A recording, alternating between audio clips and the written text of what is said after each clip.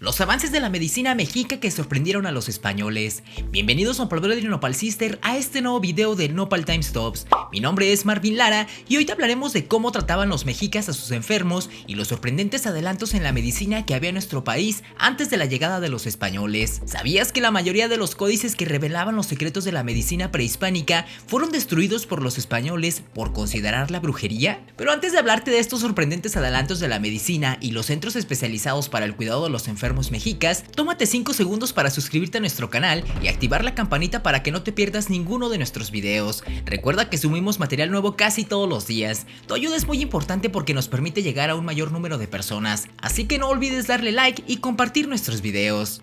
En la antigua Tenochtitlan existía un gran número de zoológicos y jardines que impresionaron a todos los españoles y que incluso tanto Hernán Cortés como Bernal Díaz del Castillo quedaron tan maravillados que en sus cartas y obras hicieron mención de tan impactante belleza. Pero de aquellos jardines había uno peculiar en el que vivían personas invidentes, siameses, enanos y gente con malformaciones, a quienes los españoles llamaban monstruos, ya que en Europa esa era la manera en la que se referían a las personas que nacieron con alguna condición semejante.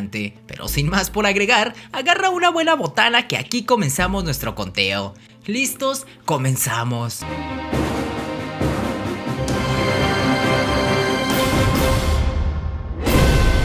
Número 1. Les tenían un lugar especial a los enfermos. Mientras del otro lado del Atlántico se referían a los enfermos como monstruos o personas que fueron maldecidas, en la antigua Mesoamérica les destinaban lugares hermosos dedicados para su cuidado. Tenochtitlan, Texcoco, Tepetzingo, Chapultepec, Iztapalapa, Coyoacán, Xochimilco y Oaxtepec albergaban hermosos jardines que eran propiedad de la nobleza y que estaban dedicados al cuidado de los enfermos y los discapacitados. Moctezuma Xocoyotzin, por ejemplo, había designado los terrenos de Culhuacán cercanos a Tenochtitlan como albergues especiales o un tipo de centros de rehabilitación, y a diferencia de lo que muchos creían, eran los mejores lugares los que les destinaban al cuidado de los enfermos y bajo la supervisión de aquellos más conocedores de la medicina ancestral. Número 2. Los españoles quedaron sorprendidos al ver los jardines de los enfermos. Fray Juan de Torquemada describe estos hermosos lugares en su libro Monarquía Indiana, mencionando lo siguiente: y así tenía dedicado el pueblo de Culhuacán,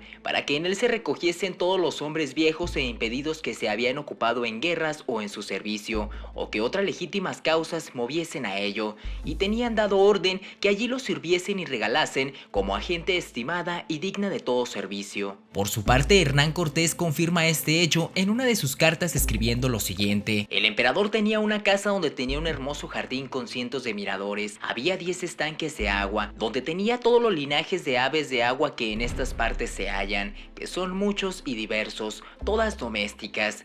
Tenía en esta casa un cuarto en que tenía hombres y mujeres y niños blancos de su nacimiento en rostro y cuerpo y cabellos y cejas y pestañas.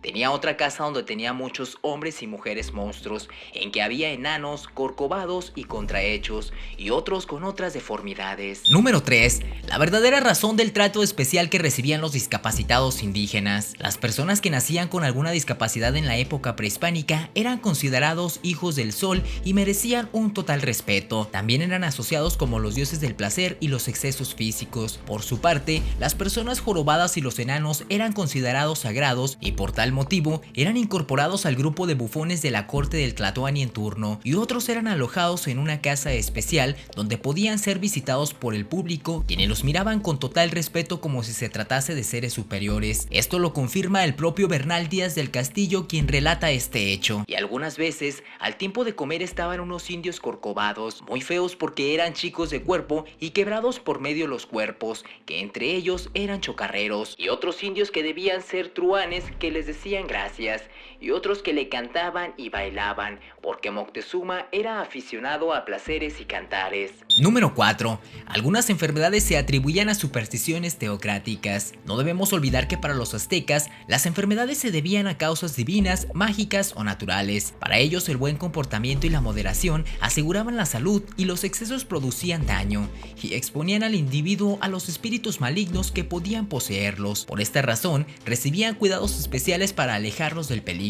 La sociedad mexica fue teocrática y la concepción que tenían del cosmos era de una fuente azorosa de daño daños y beneficios, y los seres sobrenaturales los concebían como entes caprichosos, volubles y susceptibles a las ofensas. No había distinción entre dioses benéficos y maléficos. Había también algunas supersticiones a las que se le achacaban ciertas condiciones físicas. Por ejemplo, se creía que si un niño no crecía de manera normal, padeciendo enanismo, se debía porque alguien pasó sobre su cabeza y perjudicó su tonali, cuando hoy sabemos que esta es una condición normal que se presenta en aproximadamente uno de cada 15.000 a 40.000 bebés en el mundo, sin distingo de raza o sexo. Número 5. Nezahualpilli, hijo de Nezahualcóyotl, era uno de los reyes indígenas que mejor cuidado daba a los enfermos. Una vez más, en monarquía indiana, Fray Juan de Torquemada nos habla de lo adelantado que se encontraban las culturas mesoamericanas en el cuidado de los enfermos y discapacitados. En esta obra nos relata: Nezahualpilli mandó que todos los niños huérfanos y viejos imposibilitados y los impedidos por enfermedades largas y contagiosas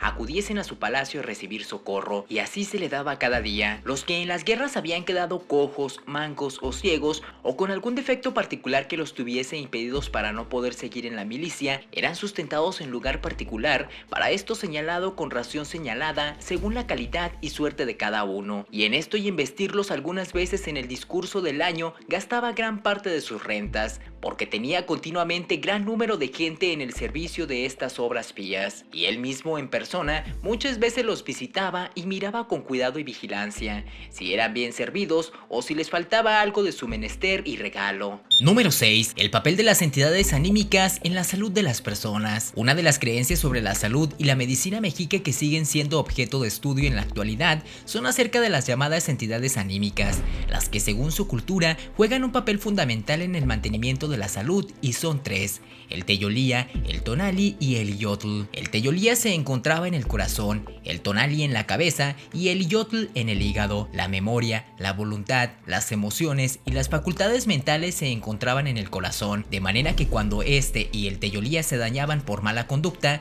las consecuencias era el deterioro de estas facultades. Por su parte, el tonali resguardaba la temperatura del cuerpo y el crecimiento de la persona. En él residían la conciencia y la razón. Podían salir del organismo de forma temporal, ya fuera normal durante el sueño, embriaguez o el coito, o por accidente, es decir, por un susto. Cuando esto sucedía se corría el riesgo de ser capturado por seres sobrenaturales que producían enfermedades que podían ocasionar que perdieran la vida. Finalmente, la pasión, la vitalidad, el vigor, la valentía y la peencia eran dados por el iyotl, el cual se podía dañar por una conducta reprobable, produciendo consecuencias como la angustia, la pena, pereza y locura. Número 7. El arte de la medicina y sus dioses a los que se encomendaban los médicos. Existieron muchas deidades relacionadas con la medicina mexica, pero sin duda, de las mayores fue Tlazonteotl o Centotl, de quien Fray Bernardino de Sahagún escribió: diosa de los medicamentos y las hierbas medicinales. La adoraban los médicos, los cirujanos, los sangradores, también las parteras. La medicina o ticiotl no se aprendía en los templos como la guerra, la danza y el canto, sino que era considerada una artesanía hereditaria, de ahí que los padres desempeñaban el papel de maestro. Esto significa que mientras el padre médico viviera, el hijo debía conformarse con aprender y asumir el oficio solo hasta que el padre falleciera o antes, si el padre sufría alguna enfermedad que le imposibilitara llevarla a cabo. Número 8. Los increíbles avances que lograron en la práctica de cirugías. La cirugía alcanzó un alto grado de desarrollo en la cultura mexica, en gran parte adquiriendo los conocimientos que se tenían en los pueblos que se encontraban bajo su sometimiento. Los cirujanos hacían trepanaciones, que es una práctica médica que consiste en agujerear el cráneo con la finalidad de eliminar enfermedades consideradas de origen cerebral, como la epilepsia, migrañas y desórdenes mentales. También utilizaban punciones o introducción de un objeto cortante con la finalidad de sacar la pus a heridas infectadas. Como bisturí utilizaban obsidiana, huesos afilados, púas huecas y hasta sanguijuelas. Para suturar las cirugías que realizaban lo hacían principalmente con cabellos muy limpios, haciendo puntos separados. También realizaban amputaciones a miembros o extremidades. Para las operaciones utilizaban como anestesia el jugo de una hierba que tenía efectos similares a la mandrágora, que bien pudo haber sido el Datura stamonium. Reducían luxaciones, curaban fracturas o sangraban profundamente los sitios infectados e inflamados. Número 9. El libro más importante de la medicina prehispánica que se conserva en la actualidad. Lamentablemente, muchos de los códices donde se encontraban siglos de avances en la medicina prehispánica fueron quemados y destruidos por los españoles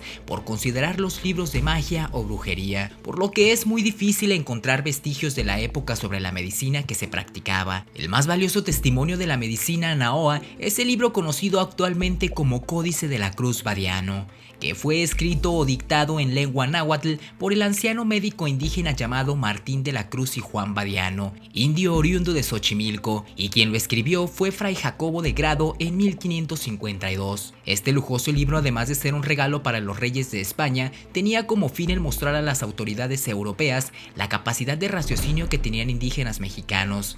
Estuvo desaparecido por 350 años, pero fue encontrado en la Biblioteca del Vaticano en 1929. El Vaticano lo devolvió a México en 1990 y actualmente se encuentra en el Museo Nacional de Antropología de la Ciudad de México. Este libro no es solo una relación de las plantas que utilizaban, sino que constituye un recetario, ya que cita las enfermedades con sus remedios.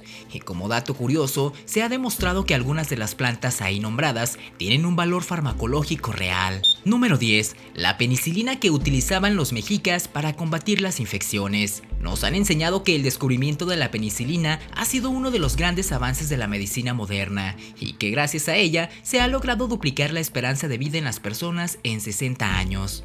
Pero te sorprenderá saber el gran avance que tuvieron los mexicas para combatir las infecciones antes de la llegada de los españoles y que increíblemente se ha demostrado la efectividad de su método. Y como todo, es algo que nunca nos lo enseñaron en la escuela. Lo curioso de esto es que utilizaban algo bastante común que todos los mexicanos tenemos en nuestras casas: las tortillas. Para las heridas infectadas usaban parches hechos de tortilla de maíz que ya tenían hongos. Estas las aplicaban en la parte enferma cuando se iniciaba la proliferación de hongos microscópicos en dichas tortillas, aprovechando las propiedades curativas de los hongos. Para que producieran hongos, las guardaban dentro de un trapo, y cuando se formaban manchas de hongos o una especie de lama propiciada a causa de la humedad, las utilizaban para aplicarlas sobre las infecciones superficiales que producían pus. Y actualmente sabemos que esos hongos de las tortillas de maíz son productores de antibióticos. Muchas gracias Nopal Brother y Nopal Sister por ver nuestro video, y como siempre la opinión más importante es la tuya, por lo que te pedimos que nos dejes en los comentarios si te gustaría que hiciéramos un video sobre otros remedios que utilizaban los mexicas para curar a los enfermos. Hay algunos bastante interesantes y otros un poco escalofriantes. Estaremos atentos para leer lo que nos escribas y te esperamos en el siguiente video. Nos vemos hasta la próxima.